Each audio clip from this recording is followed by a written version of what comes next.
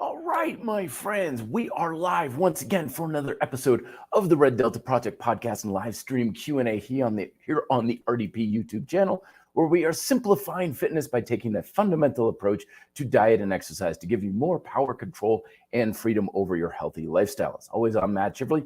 Today's episode is brought to you by the RDP Library. All of the books that I've written, micro workouts, grind style calisthenics, smart bodyweight training, available down below in the description on Amazon and Kindle, and of course paperback format, as well as PDF format in the RDP merch store, which is also down below in the description.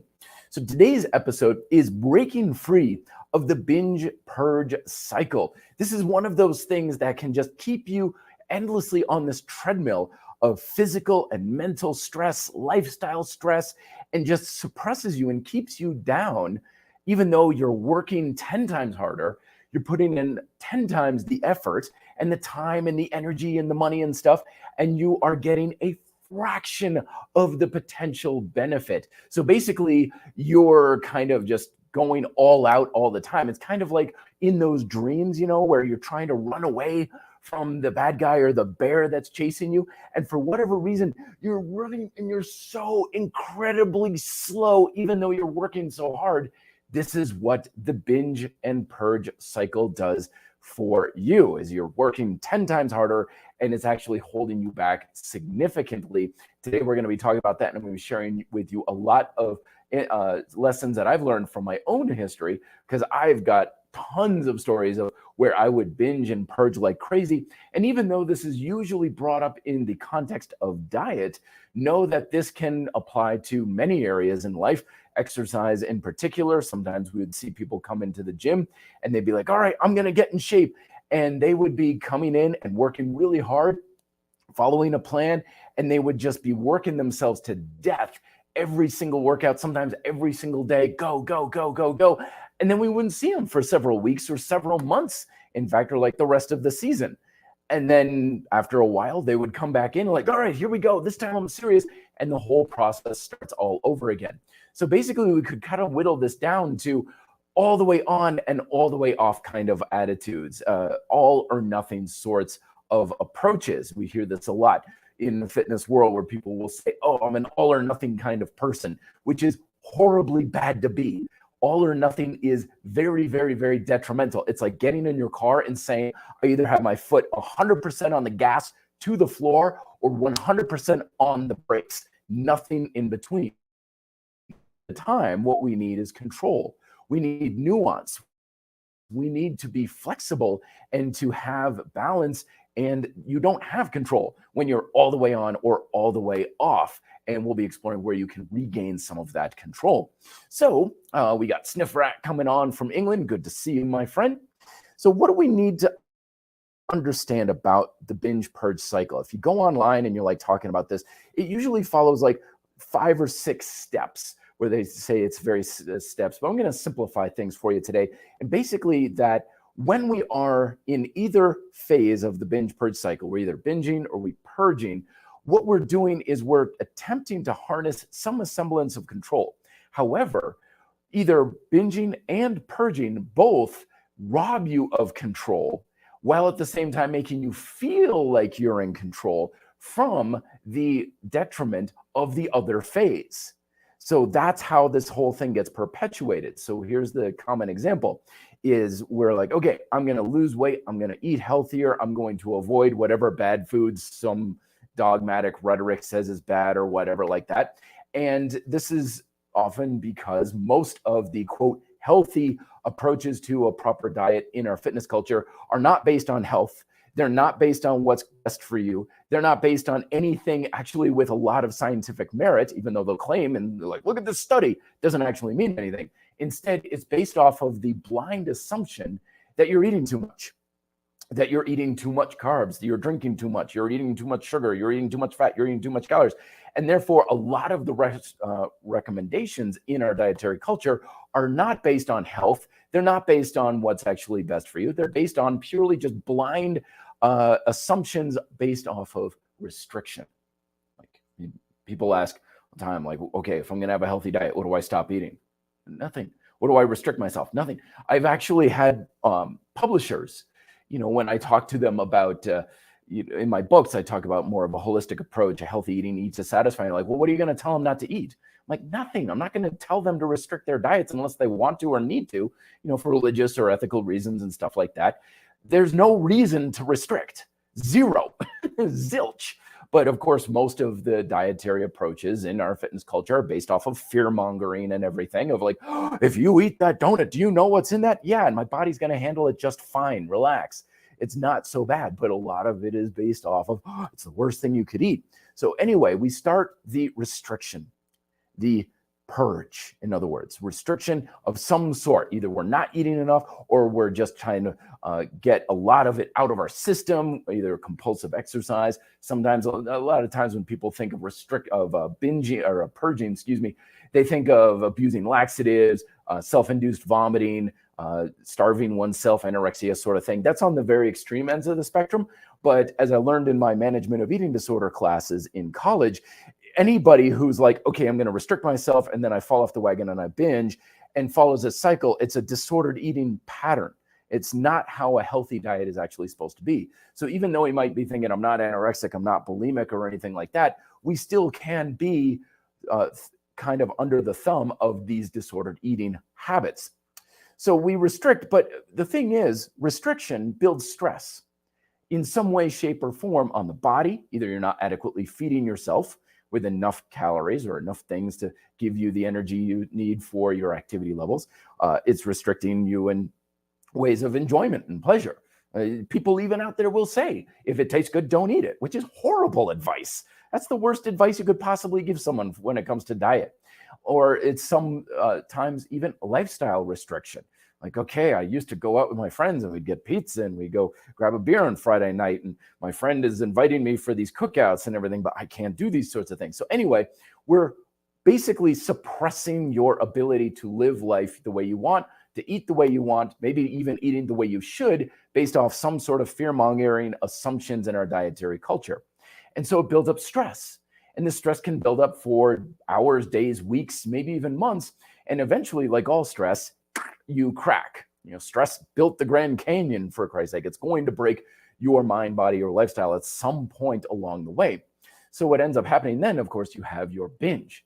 And when you binge, you change over into the binge phase where you start overeating. And usually it goes in complete opposite of whatever you were restricting. So if you were restricting bread, you're going to binge on bread. If you're restricting from, junk food, you're going to binge on junk food. If you're restricting sweets, you binge on sweets kind of thing. You generally fall back the other way. And then, of course, we're like, oh no, I did it, messed it up so bad. It's so bad. Oh gosh.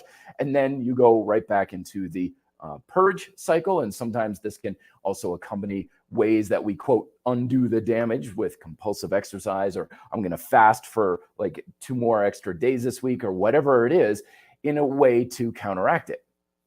So what's happening with this cycle is that it has almost nothing to do with the scientific validity of anything behind the food.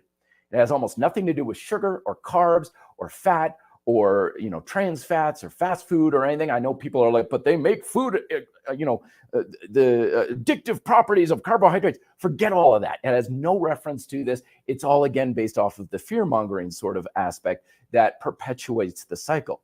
What's really going on here is that each half of both binging and purging is giving you a dopamine hit.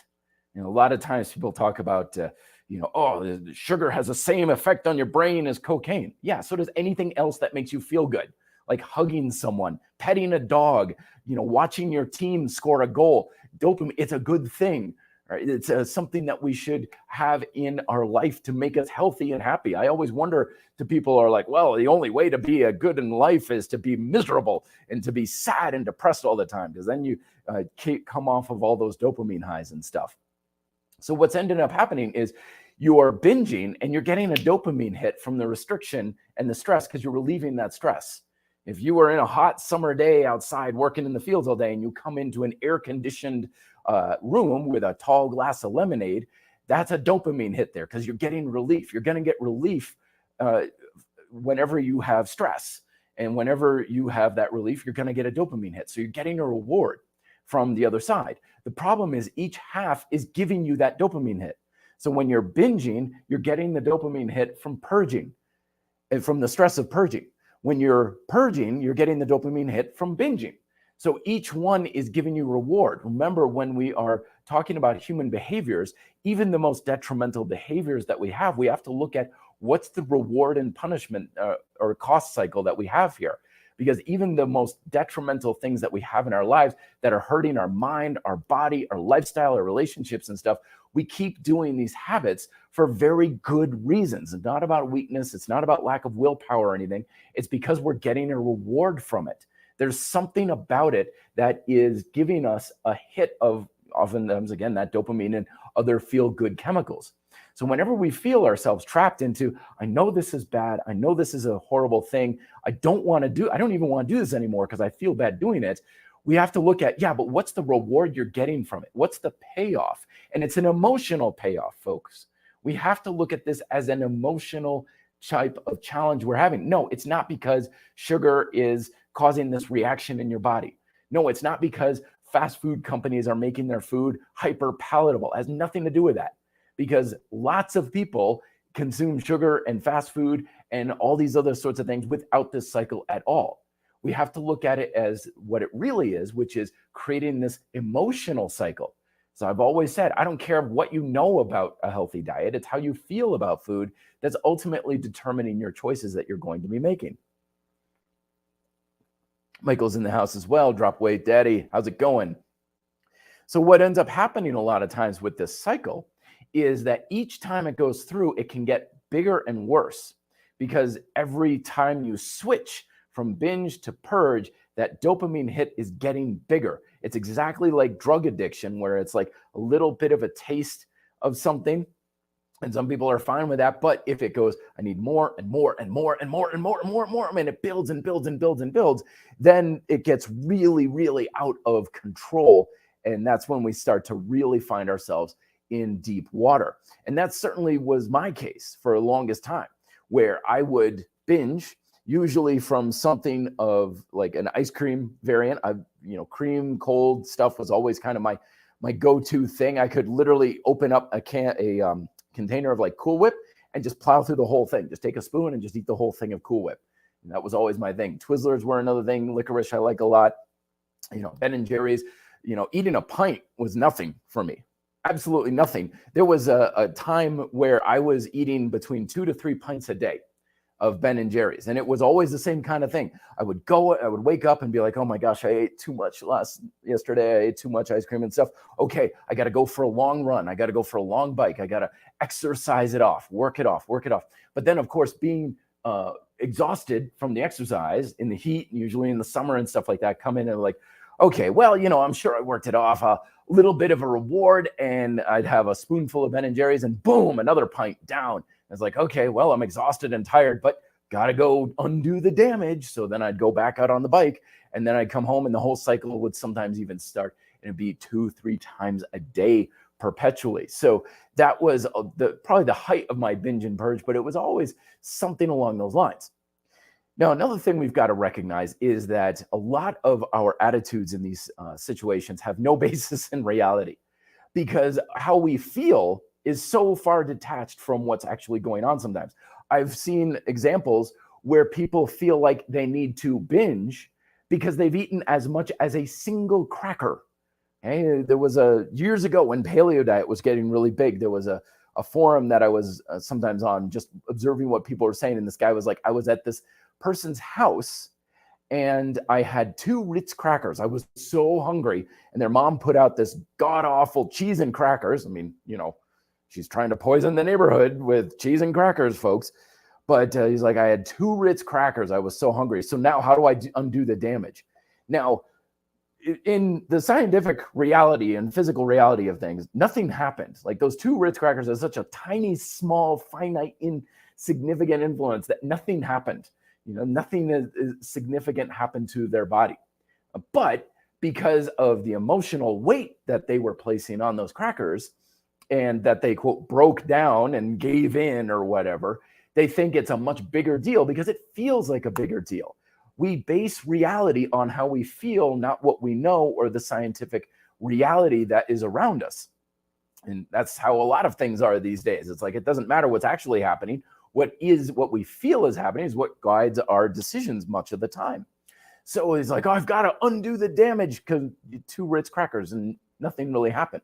So this is also going on the other way too, where you can overeat to a very large degree. Some people, they'll like have like a huge, large pizza and a ton of calories, ice cream and stuff like that, and feel like, yeah, that was fine. They have no feeling like, oh, okay, maybe that was a bit much, even though they're on the couch and they can barely move. They've overeaten themselves, but emotionally they feel like they didn't do much, which is why you can overeat continuously and gain a whole bunch of weight and then wonder, where the hell did this all come from?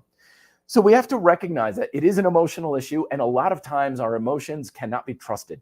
They are fooling us to a very large degree, because it can often make small, tiny, little insignificant things feel huge, and very big, very significant things feel tiny and not really worth worrying about. And that's kind of one of the big challenges that we just as human beings face, because we are emotionally based creatures. What's up, William? Coming on here with the RDP live stream. Good to see you all coming on in. As always, please do ask your questions and chime in on the conversation here. Talk amongst yourselves. And if you put a hey Matt in the comment, then I know that's directed to me and it's something that I can address. So it creates, more than anything, an emotional roller coaster. And that emotional roller coaster can be something that fuels the physiological roller coaster. And the ironic thing is that the binge purge cycle is an attempt to gain more control over our diet, over our cravings, over our weight, and over our health. However, because it's so emotionally based, and because every phase of it gives us that hard dopamine hit, that fundamentally it actually takes you out of control. It makes it harder to control a healthy diet. It makes it much harder to control your weight. It makes it much harder to control your performance and your relationship with food. Funny thing about disordered eating habits that really follow these binge purge cycles that we learned about in our management of eating disorders class is that a lot of times we think of someone who's got really extreme eating disorders as like anorexic and stuff, as being like very thin and emaciated and stuff like that. But the reality is that most of the time when people have a lot of binge purge cycles going on, they actually are more prone to being overweight.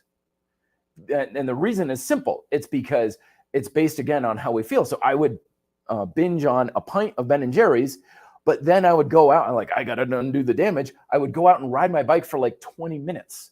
But because that 20 minutes felt like a significant thing, I'd be like, oh, I'm sure I worked off all the calories, when in reality, I'd barely even touched them. It's only been 20 minutes, hardly anything. And then I would think, okay, now I've worked it off. Now I'm stressed. And the next pint of Ben & Jerry's is calling my name, and I go through another pint. So it tends to go into a cycle where the purges are ultimately not sufficient to undo the caloric load of the binges. Typically, not always, typically though. It kind of depends on your binging method. Like exercise, not that effective for burning calories. But if you're like starting yourself for several weeks, then that may be a little bit more effective. But the point I'm making is that the binges usually win. And that's one of the first things to recognize and emotionally come to terms with to break out of this cycle, is that typically it doesn't give you the control you think you do, because every time you're trying to purge, to quote, undo the damage, you're usually not. You usually end up with a net gain calorically when it comes to weight. You also usually end up with a net loss as far as health goes, because you're overeating, oftentimes overeating a lot of very low nutrient dense food, but hypercaloric food, typically, not always. You're also not eating as much nutrient dense food, fruits and vegetables and stuff like that. So basically, overall, what I'm saying is you're losing, every day of this cycle, or every week and everything, you're having a net gain where you don't want it to be and a net loss where you don't want it to be. And coming to that terms with that, first and foremost, adds more fuel emotionally to needing to get out of the cycle, because it's very, very hard to actually get on that cycle and have a win, to lose weight, to make it easier to manage your weight, to have a healthier body, to have a healthier diet, to actually, believe it or not, enjoy food more. because a lot of times bingers don't enjoy their diet nearly as much. And the reason is simple, because remember, we have finite appetites. So during the purge, right, you're depriving yourself, so you're not enjoying the foods you like, you're not enjoying the things you're restricting yourself. But then when you binge, remember, we have a finite capacity to satisfy an appetite. And I encourage people to play with this experiment. It's like, what food do you think you could just eat forever? Like for me, it'd be ice cream. Okay, start eating the ice cream, but do this without any sort of distractions. No TV, you're not on the phone with people watching social media or anything, but just start eating and notice how it tastes. Notice how the food texture changes. And you'll notice that relatively quickly, you actually stop enjoying the food at some point, or the enjoyment decreases, diminishing rate of return.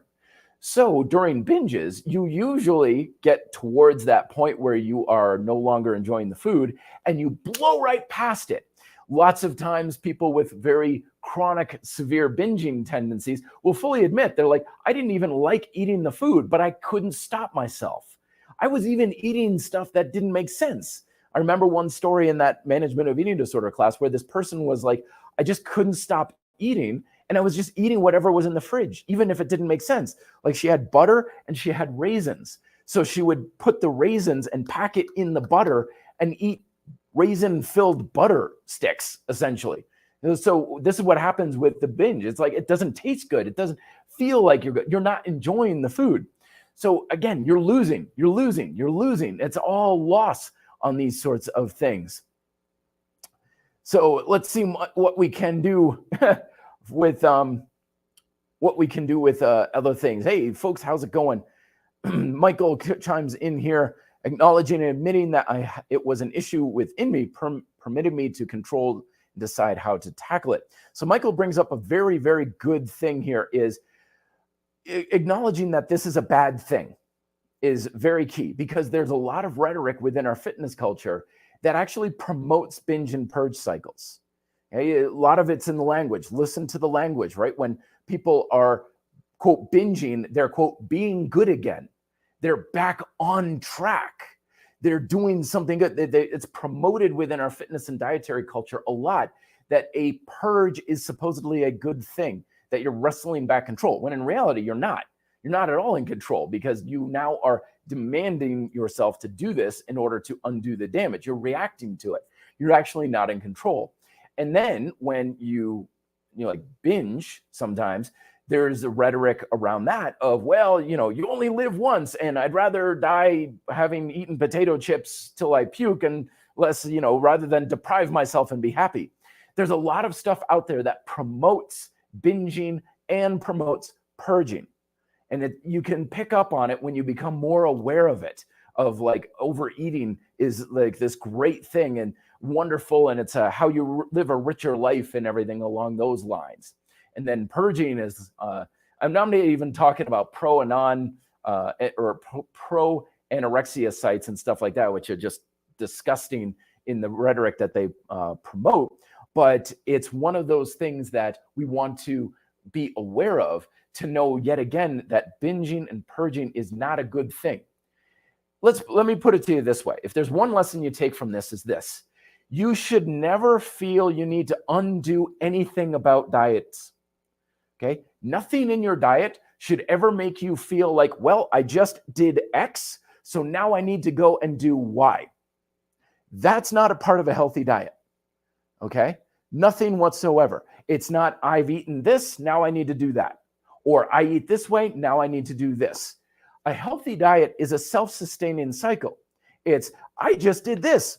That was great. End of story. That's it.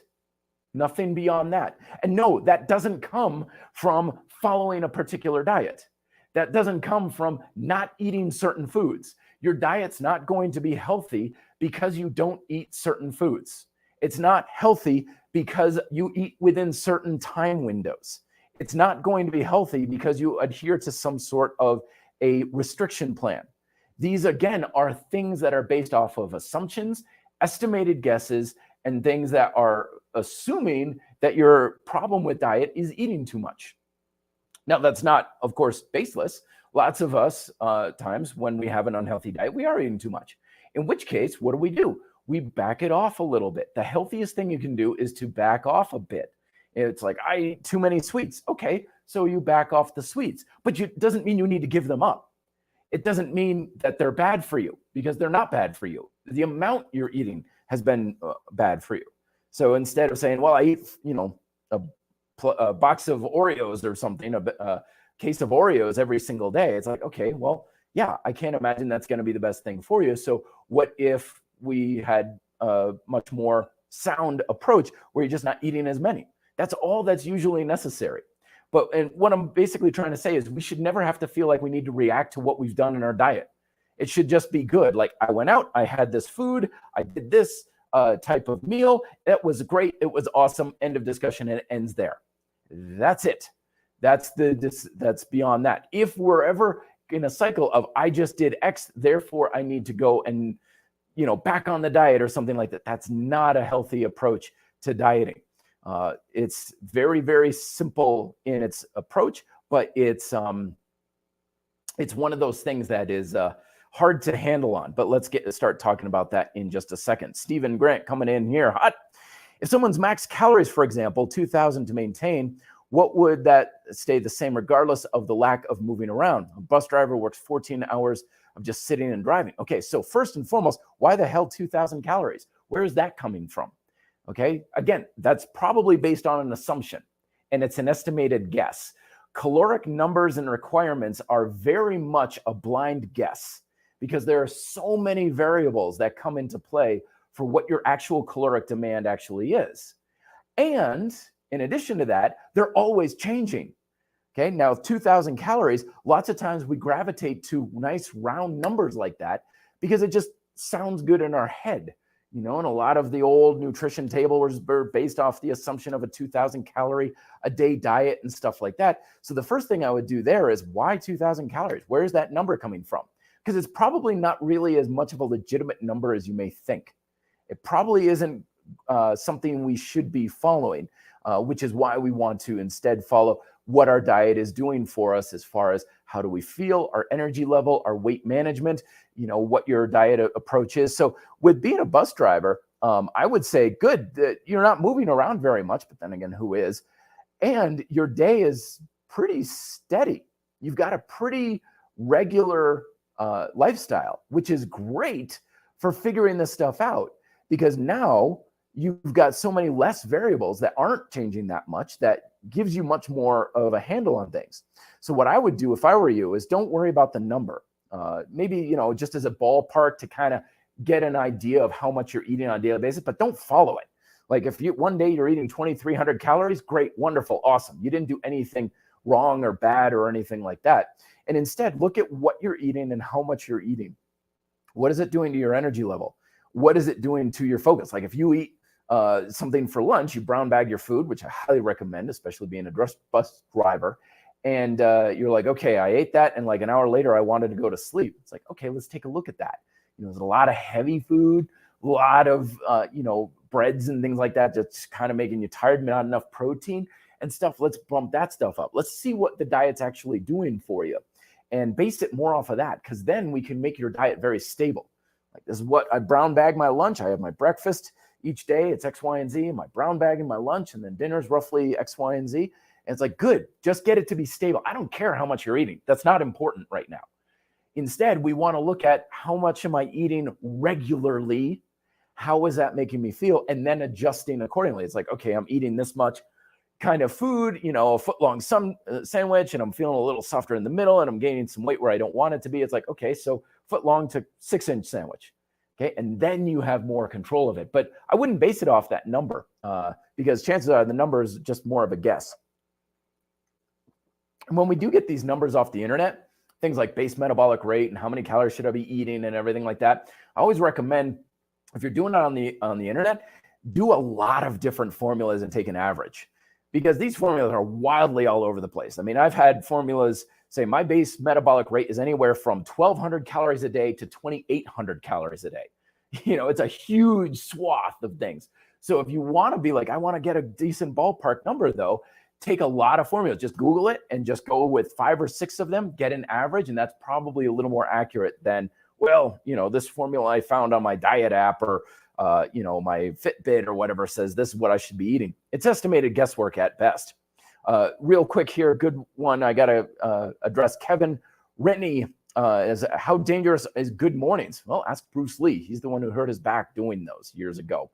No, all exercises can be perfectly safe, and all exercises can be completely detrimental and dangerous depending on how you're doing them and your technique.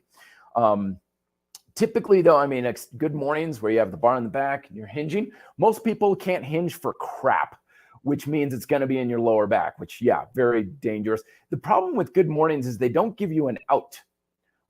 It's kind of, I'm trying to think. We're talking some serious Saw movie kind of stuff, where the people are like, okay, if you, drop the ball that you're holding, then your head's going to get chopped off kind of thing. Good mornings are kind of the same way. With that bar on your back and stuff, you've got no out. You have no way to get out of the situation. And if things go wrong, you're going to be bent over to the point where it's like, well, you're screwed. It's going to be bad. And there's no way around it. So that's why I usually don't recommend it. It's like, just have it in your hands beneath you. So Romanian deadlifts, fundamentally, it's exactly the same thing. But it's so much easier to manage and get out of if you need to. My favorite is for giving folks is not so much a deadlift because the arms are straight and shoulders can hunch and everything like that. Take a weight like a sandbag. If you can get a sandbag, clutch it to your chest. So and that's going to put it up higher. And so you're loading your body roughly the same way as a good morning. And because you're clutching to your chest, it's so much more of that natural spinal extension that you're going to maintain. And then you can have that hip hinge, and it's way safer. It's a hell of a lot more comfortable, and it feels a lot better as well. So that's what I would go with otherwise. But if someone's like, oh, I love good mornings, they're awesome, they're wonderful, you don't need to give it up. But I do recommend go lighter than you think is necessary and don't go to failure as well. Michael with his quote here, very much, nutrition plan should be like choosing a spouse once you can live with for a lifetime. And that's exactly it. When we're on the binge purge cycle, we're essentially in an abusive relationship with our bodies and food. We've experienced it ourselves. I had a bit of an emotional abusive relationship that I got stuck in back in college. And hopefully you're not ever going to experience one of those, but it's the same thing. We see people who are in abusive relationships with girlfriends, boyfriends, husband, whatever. And it's like, why are they staying with them? Like, what the hell? It's exactly the same thing, though. They're getting some sort of reward out of it, and it's just too hard to get out of it. Because literally getting out of the binge purge cycle means giving up the control of the purge and the binge. Because the binge and the purge both have a very high response for reward. When we do that, and to basically think I'm never going to really use that purge, like I can't undo damage, so therefore I have no way to undo it, so I'm screwed. Like, that doesn't sound very good. Or the binges, like, even though they make you feel like crap mentally, physically, emotionally, and everything like that, there is quite the dopamine hit to saying, okay, screw it, I'm done. I'm going to go out and I'm going to have this huge, massive blowout with food or whatever. And there is a huge amount of pleasure that comes from that. And to think, I'm not going to have that again? Well, no, not really. That sucks. That sucks. So we become addicted to this cycle because it fulfills us. It satisfies our need for the binge and the purge. So what we need to do is ultimately get rid of the need for both. And we do that through the eat to satisfy strategy, which is true healthy eating doesn't require either. David, how's it going, man? Matt, what is the hip hamstring rehab exercise they've mentioned previously that woke up your hamstrings? Oh, very, very simple. A couple of things, but the one that works the best that I recommend is all you do is you find a good sturdy wall and you stand in front of the wall. So imagine the wall's behind me, about a foot behind, and you can't see my legs here. Otherwise, I'd be demonstrating it as such. But you tense up both legs, lock them out, and then you load up one leg so you're standing on it, and the other leg kicks straight back, and you press the back of your heel against the wall as hard as you can. The trick is don't arch the back. People are standing like this and they're like, okay, here I go. And they'll have that anterior pelvic tilt is a way, because a lot of times when we have very bad glute and hamstring activation, we try to compensate with our lumbar spine extension. And it's kind of like, very big, strong muscles not working. Let's take some tiny little insignificant weak ones that can't possibly be strong enough. So that's why when people often will say, oh, my lower back's not strong enough, I'm like, it never will be. You could do all the lower back exercises in the world. It will never be strong. There's just not much muscle there. When it comes to your extension chain, the lower back is the weak link, and it's always going to be the weak link, because there's no such thing as a lower back muscle. You got your quadratus lumborum. That's it. And it's probably about the size of my palm, and it has almost very little strength to it. It's never going to be strong enough to compensate for the lack of tension that should be in your glutes and hamstrings, which are way bigger and a hell of a lot stronger. So that exercise of driving your heel into the wall should light up your hamstrings and your glutes like crazy. Like, whoa, I'm almost going to cramp with this sort of thing. Holding for a few seconds, just practice it as you like. That's what that exercise is. Oh, good one here. Good question. Good question here. Aiden Ryan, scapular movement during dips. Oh, awesome. Right now, and I'm sure I'll probably change it a little bit on this one, but not really recommending it a whole lot. Now, the exception could be maybe to have a little bit of scapular protraction at the top, especially if you're using rings. I know a lot of times people will turn rings out at the top. I like to kind of turn them in, but you want to have that scapular retracted and depressed pretty much throughout the entire dip motion. You just lock them down, pack them and lock them. And that right now is what I'm recommending at this point in my training. And a couple more here. Ravi, hey Matt, how important is the specific exercise for specific muscle activation? For strengthening weak areas, are some exercises more appropriate, or is it all about the neuromuscular connection? Well, yeah, it's 100% all around for everything you just said. No, it doesn't necessarily matter which one, but you want it to be as simple as possible. When you're trying to engage a muscle, you want the exercise to be really, really simple, not complex, because you're essentially trying to learn a new skill. And if I was like, okay, here we go, we're going to learn to catch a ball. So I'm going to throw 5 flaming, Pokemon balls at you, and you got to juggle them all at once, versus I'm going to have you take this softball, you're going to toss it up and catch it in your hand. Toss it up, catch it in your hand. Which one do you think you're going to learn fastest from? Very, very simple, low technique based exercises are the way to go. So that's why the hamstring exercise I just was mentioning is so effective. It's a very low skill, as you want it to be. So you can focus on the skill of neuromuscular activation. Lower skill is better. But then once you get that on, then you can maybe add it to maybe an isometric deadlift, and then a regular deadlift, and then something like a kettlebell swing, and so on. The more skillfully complex the exercise is, the harder it's going to be to engage the muscles if you do not have good engagement to begin with. So it's just a little something to think of. Simple is best. The less you have to really concentrate on doing the exercise itself, the better. Very good. So let's talk about here, back on binge and purge. So the thing is, it's a process to get out of the cycle, and it's never going to be a very quick, like, oh, I'm done. Yay, great. It took me years to escape that sort of thing, because of course you have relapses, you have scenarios in your life where stress starts building up, and then it's much more likely to get back into the binge and purge, because again, binging builds stress, but it also relieves stress. Purging builds stress, but it also relieves stress. So a lot of times when we have stress of any kind in our life, but especially related to food, we're much more likely to fall back into the cycle, depending on whatever kind of stress you're feeling.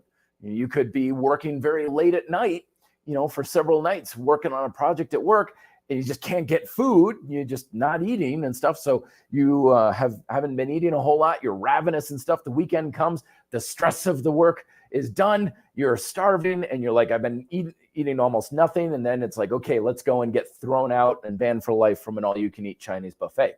So of course, there's going to be relapses. It's not going to be something you're going to, quote, fix right away. It's a process that goes on and on. But the Eat to Satisfy model at the Red Delta Project is very key, because you cannot get caught in that cycle if your diet is adequately satisfying your appetites. There's just no need for it. There's no need to binge when you eat enough, but it's never too much. So you never need to purge. And because you're always eating enough, then you never need to binge.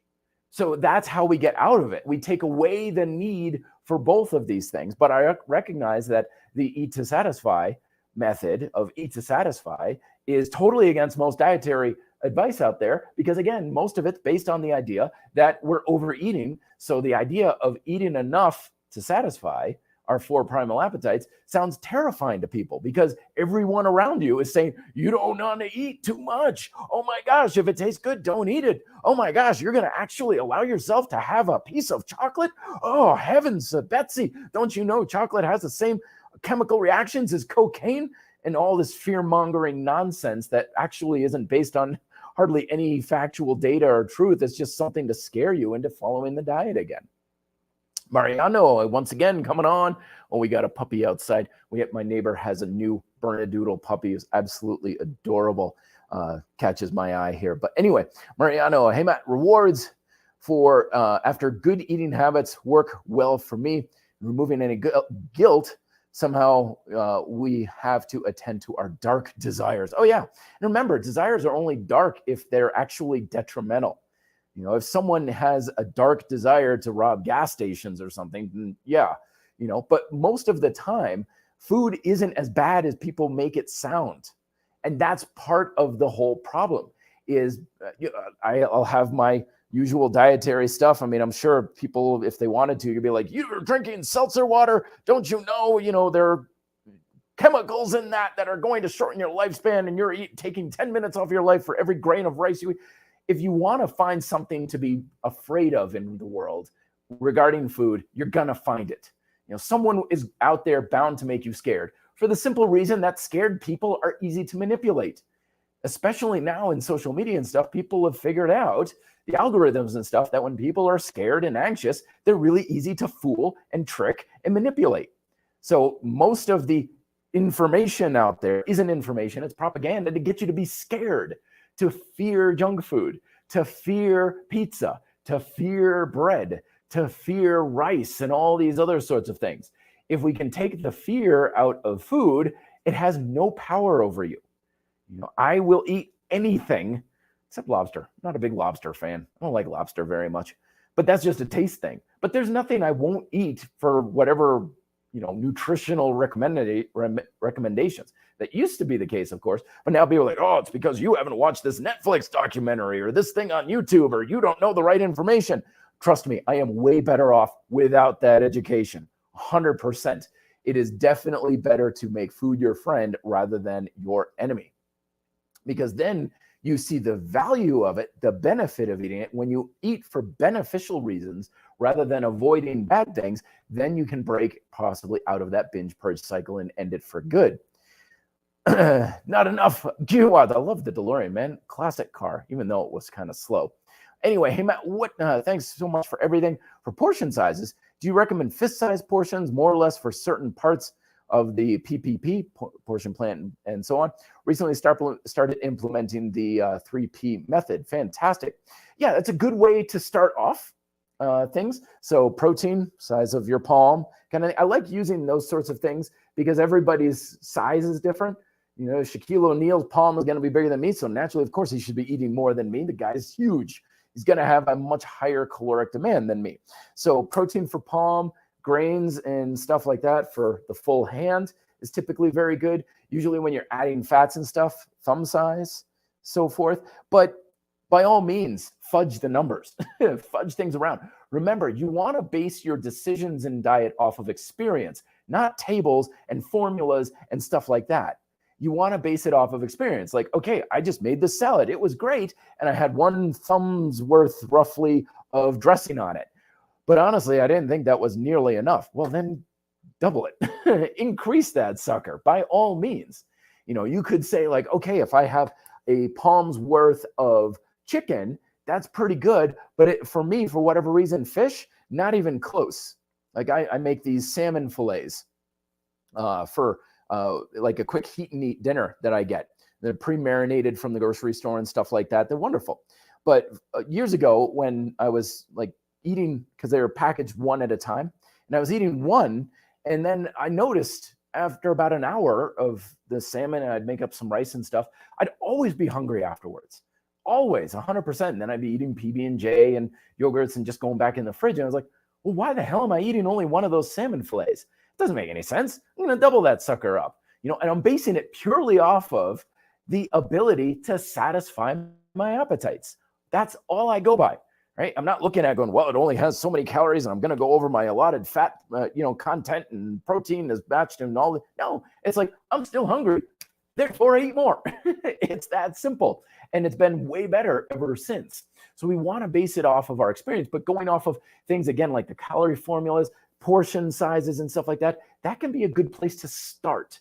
It can give you a starting point of start in the generalish ballpark on this kind of area, but it's certainly not, this is what you need to be eating and how you need to be eating. It's just to kind of get you started. Then you're like, okay, based on my experience with that, I add and adjust and modify and change things around as needed. Let's see, what else can I mention about the eating to satisfy? So yeah, I guess the big thing is when you're satisfied, like happy and healthy people don't need to diet. One of the reasons why people sometimes they'll ask me like, what do you think of that diet, this diet and this type of, like, I don't, I look at that stuff like antiquated technology, honestly. It's like, this new diet came out. Are you interested in it? No. That's like someone coming out and then reinventing the VCR. It's like, no, I'm watching my streaming video, my Netflix and HBO Plus and stuff. And they're like, yeah, but have you watched it on VHS? And I'm like, no, why would I? Let me go and spend a few $100s for a VHS player and get it all connected and complicated and stuff. No, it's just a massive step backwards. That's all it is.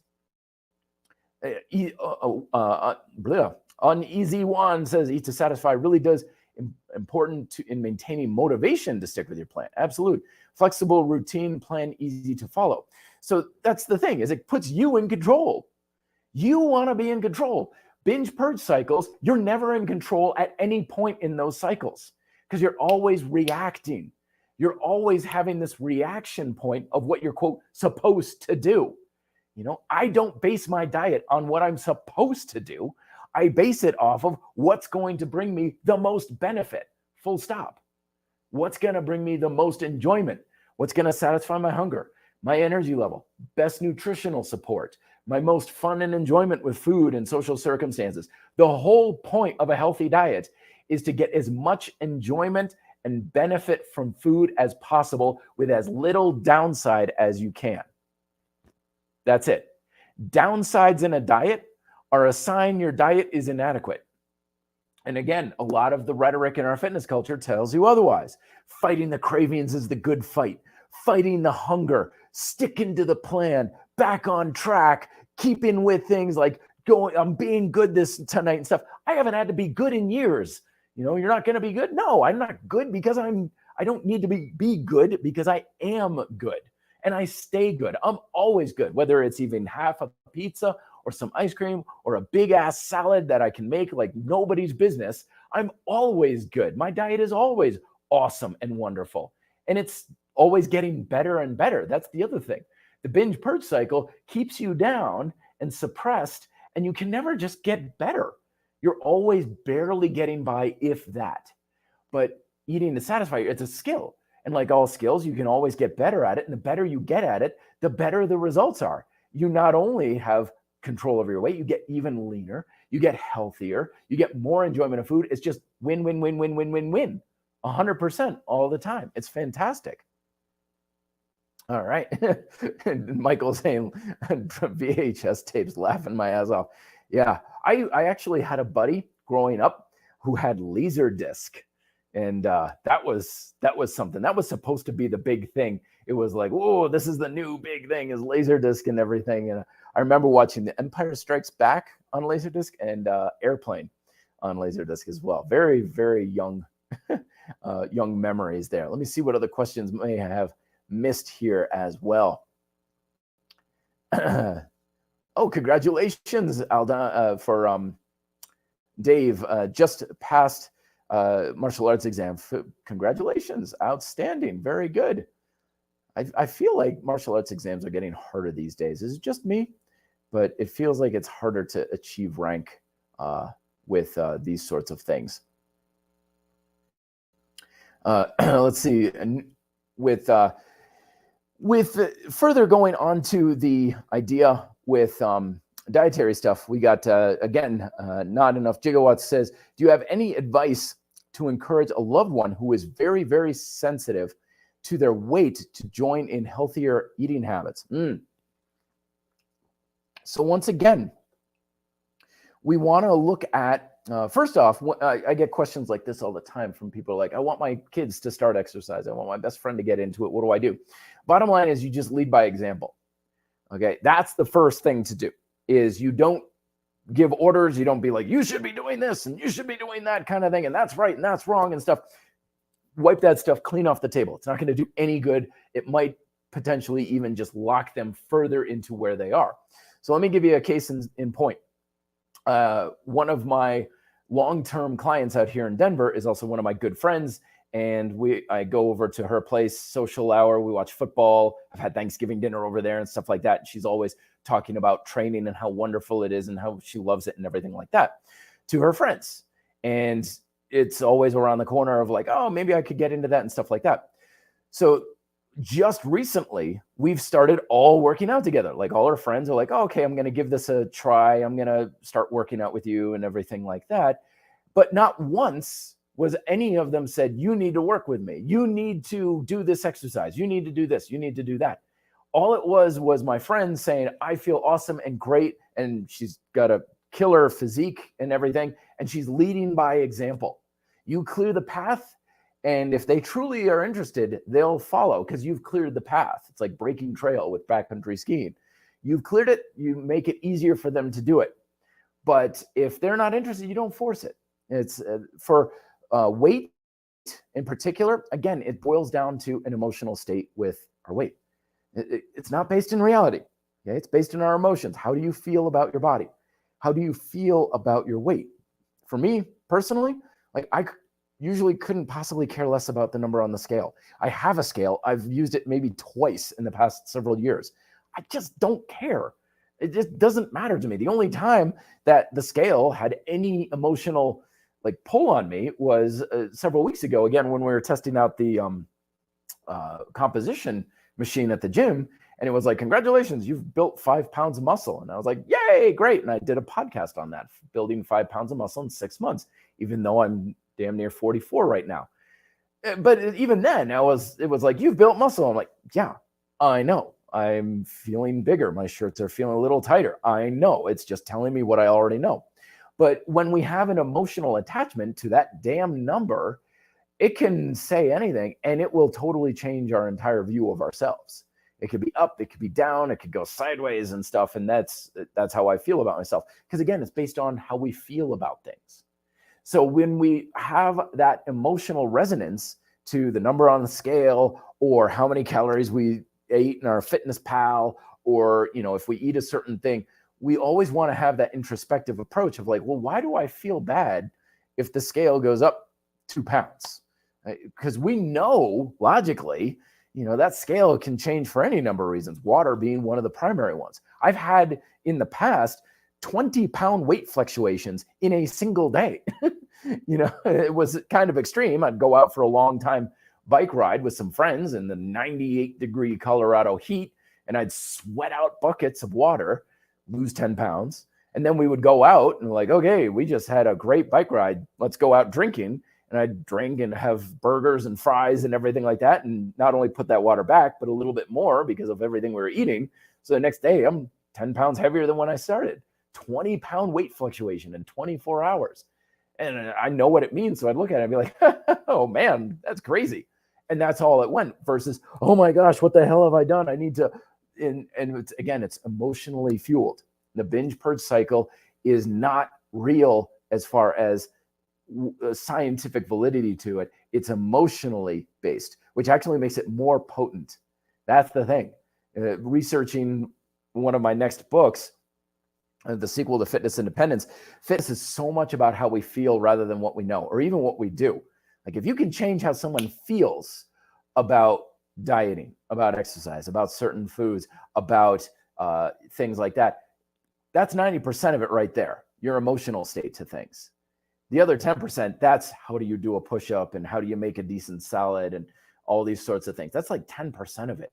It's the emotional state that we have that's really so much more important. So when people are, sensitive about weight and stuff, kind of lead by example of, this is how I feel about my weight. This is how I feel about food, sort of thing. Show them how great it can be. Show them how much less stress there can be. And yeah, you're going to get people who are like, oh yeah, that's you. I'm different. I'm a different type of person. That's just the way you are. I'm very different.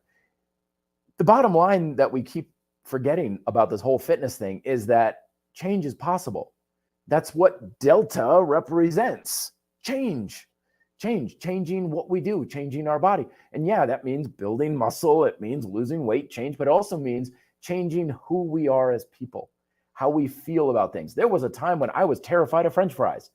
I would swear on a stack of Bibles, if I was at like the UVM dining hall and I had as much as like 3 French fries, like shoestring thin French fries, I'd have 3 French fries and be like, oh my gosh, I just did something terrible. I'm so guilty of what I've just done, my discretion against my body, and I feel softer and I feel bad. And 3 French fries because of how I felt about the French fries. And then I'd be like, I need to go out and ride my mountain bike for 3 hours in order to undo the damage and stuff like that. Binge and purge. But now I'm like, Matt, you want fries? Yeah, I want fries. Make it a large, and I base it off of purely of, what do I want to get out of French fries? How much do I need to eat to be satisfied? If they're like, well, we got these fries here, crinkle cut, kind of soggy. I'm like, nah, soggy fries suck. Extra crispy. Ooh, yeah, hello. Love my extra crispy fries. So I'm getting the benefit I can get from French fries. And I'll eat as many as I need to get that benefit. And usually when you have the goal of the benefit of eating a food, you'll realize you don't need to eat nearly as much as you think you do. But the binge purge cycle goes right past that benefit, and it completely clouds you over of what you can get from it. And that's probably one of the worst things about the binge purge cycle, is it robs you of the enjoyment of food. It's robbing you of the enjoyment of eating on your own terms. It's keeping you from the true joy of healthy eating. And that is just very, very sad, because it can be so much more rewarding and so much better because of eating to satisfy your appetites rather than reacting and getting stuck in that cycle. So there you go. There's a good place to stop off for today. Folks, thank you so much for checking out my stuff. Again, books down below on the Red Delta Project merch store in PDF, and of course on Amazon. Micro workouts, grind style calisthenics, fitness independence, martial arts, bodyweight training for martial arts. All these are great things that you can explore down below. And I got more books coming as well. And thank you so much for watching, listening, maybe if you've got this on the podcast, because this stuff does go up in your local podcast directory as well. And I will talk to you folks next week. Till then, be fit and live free.